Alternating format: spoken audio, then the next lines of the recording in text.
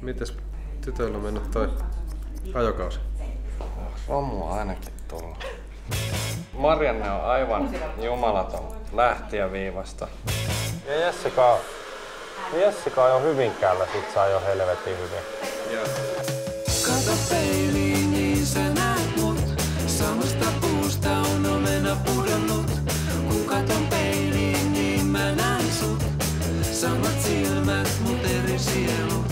Silloin kun me synnyttiin, niin ajattelit sä yhtään silleen, että ehkä jonain päivän mekin voitaisiin ajaa jokkista? Ajattelin.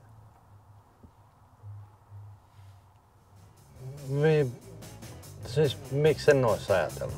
Iskä on suoraan sanottuna melkeinpä niinku mun paras kaveri. Aivan ihan ihminen. Mä en ketään muuta haluaisi mun isäksi.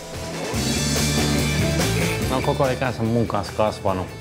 Ne on oppinut sen helvetin jääräpäisyyden. Sä tiedät itekin, että mua pelottaa vittu ajaa taas. En oo pitänyt ykköskertaakaan päälle. Se on kun pitää vaan sitä rattia rauhallisesti eikä säällä. Vaikka sä kuinka näytät, että miten se menee, niin ei se ihan niin yksinkertaista ole.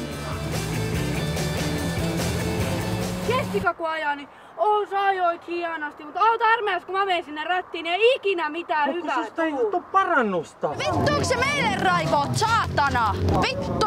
Se ei ikinä riitä mikä, aina mä ajan ihan päin vittua.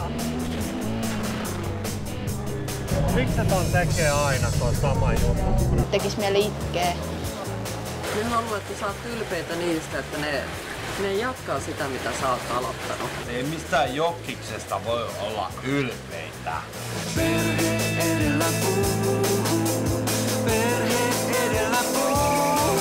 Sua rakastan ja sua vihaan. Samaa verta, niin eri lihaa. Sua rakastan ja sua vihaan.